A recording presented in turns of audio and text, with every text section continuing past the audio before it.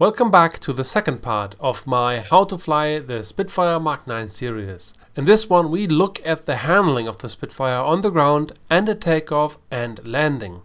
I can't count how many times I got asked in the comments how to keep the Spitfire from spinning out on the ground. So I'm very happy that I am finally able to give this answer in a proper video.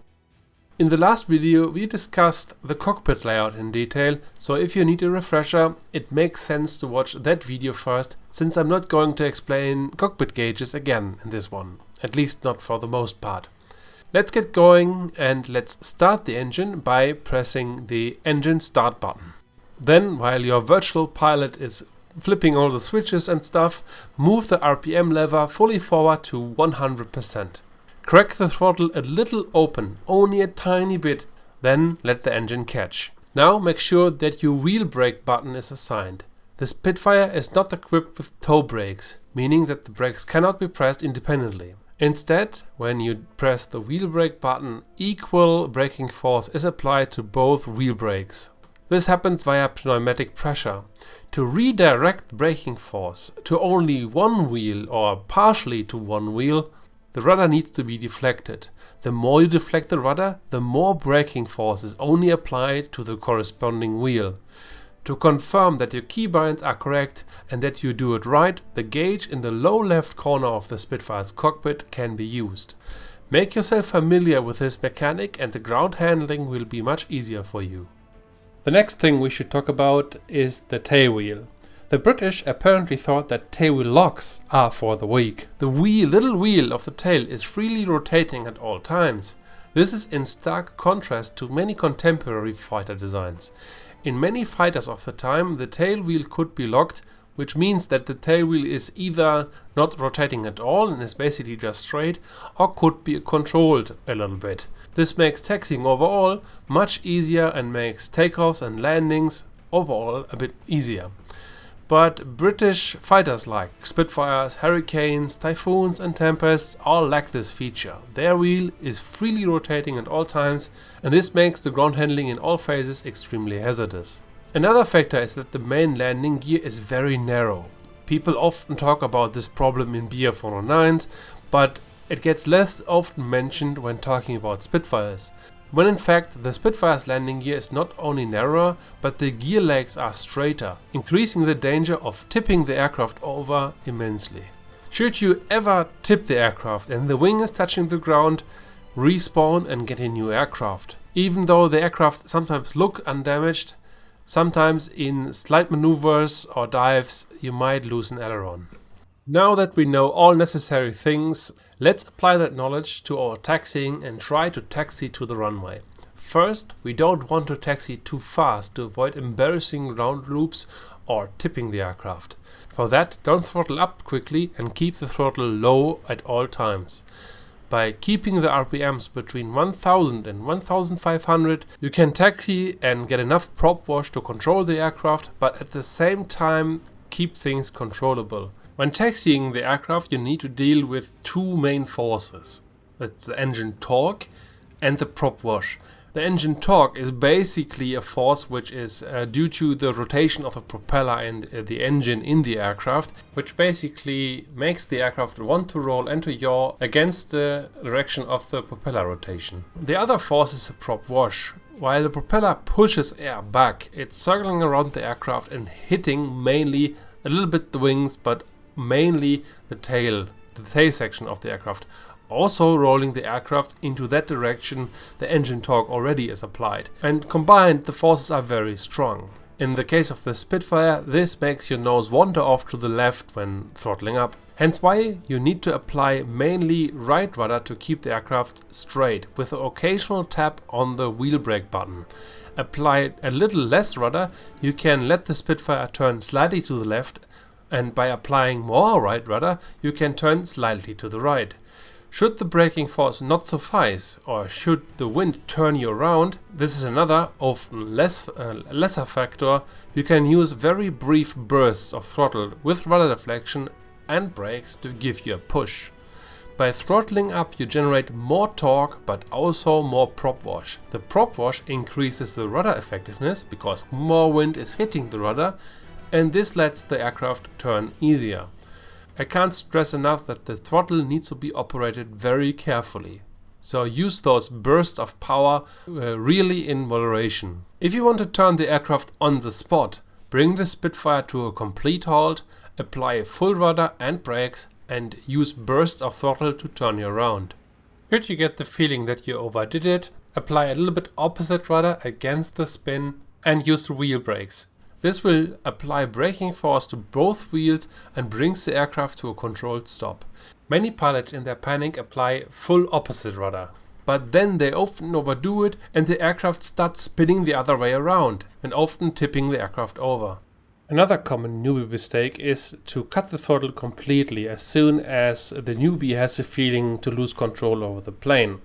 Not only this is very often not stopping the spin, and in many cases it will accelerate it, because very suddenly there is no prop wash anymore. And it's a prop wash which is mainly your tool to control the aircraft. And by cutting the throttle, the force against the spin is removed, and the aircraft maybe even accelerates into the spin. So what you have to do is to keep the throttle open and to use your rudder to stop the spin. So in case you have the feeling that you lose control over the aircraft, keep a little bit of throttle open. With that knowledge and some practice, taxiing should be no problem.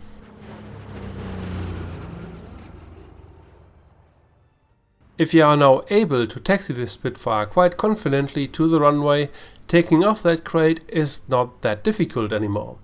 Check for incoming traffic to either side of the runway before you enter, align yourself with the runway and roll a few meters straight down the runway and come to a halt. Rolling a few meters will straighten out the tail wheel a little bit, which in turn avoids a nasty jolt to one side when you throttle up. Which throttle setting you are going to use for your takeoff run is totally up to you. Even at low engine settings like 2500 RPM and 0 pounds of boost, you can take off just fine. The Spitfire just wants to climb and to take off. It's really not that difficult. But higher engine settings make the takeoff run obviously much shorter. I personally take off at roughly 2800 RPM and 12 pounds of boost, but have also used higher settings and lower settings, so it's really totally up to you. The flaps on the Spitfire are not meant for takeoff, however, so keep them retracted. They are more or less air brakes.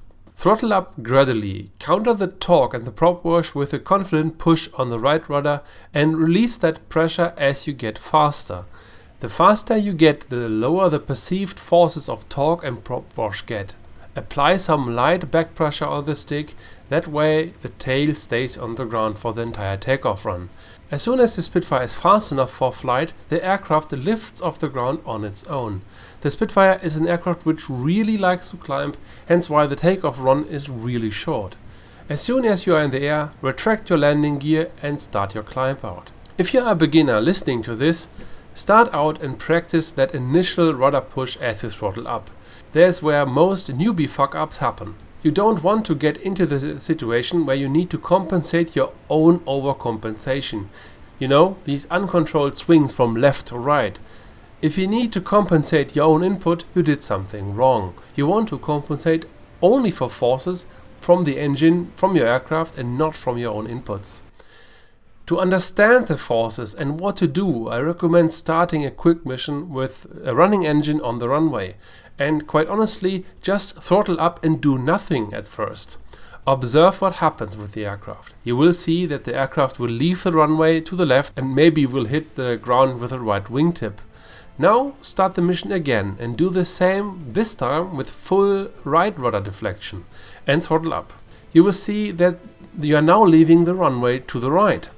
Restart again and experiment until you find the right amount of rudder for the initial phase of the takeoff. As soon as you have that down, focus on the elevator. I mentioned earlier some light back pressure. And do repeated takeoffs and learn what it means when you use no elevator. You will notice that the tail will leave the ground quite early, and when not compensated, the propeller might hit the ground. What I try to convey here: practice your takeoff runs again and again and try to isolate different phases and mechanics of the takeoff run instead of trying to improve 100 things at the same time.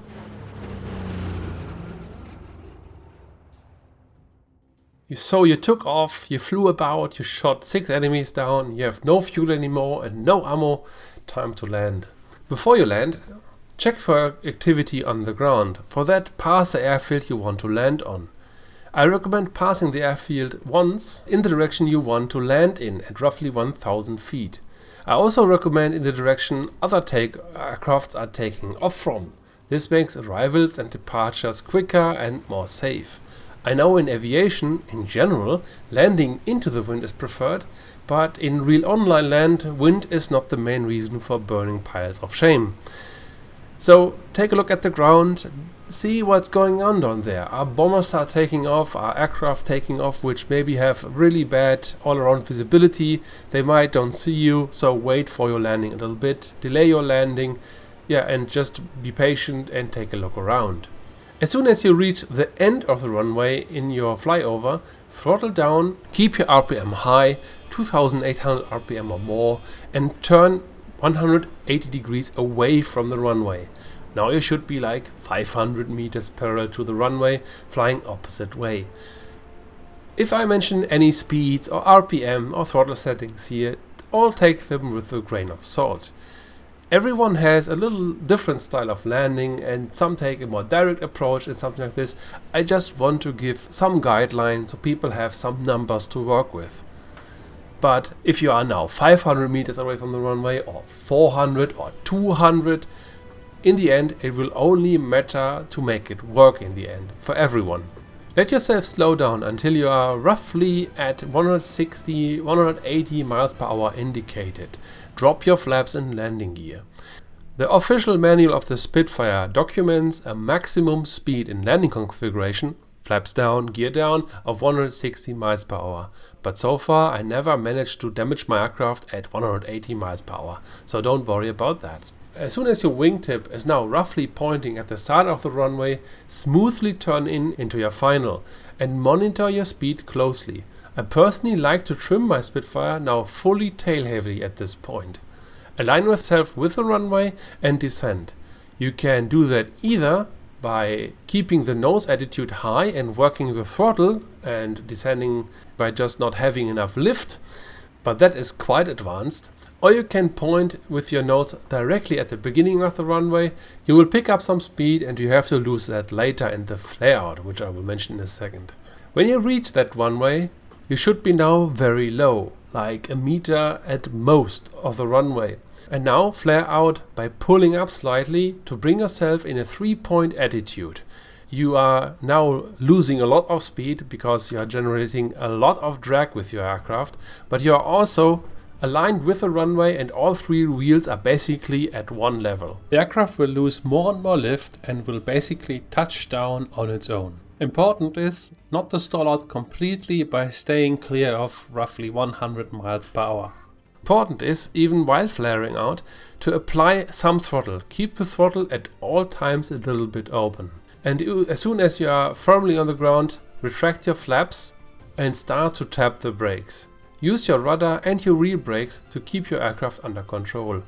Use the last bit of speed you have to roll off the runway to make room for the next one. And also here, practice makes perfect. But that's it for today. As you may have noticed, the throttle and the brakes are basically all the magic the Spitfire needs to keep it under control and to handle well on the ground. In the next one we take a look at the engine management. See you in the next one.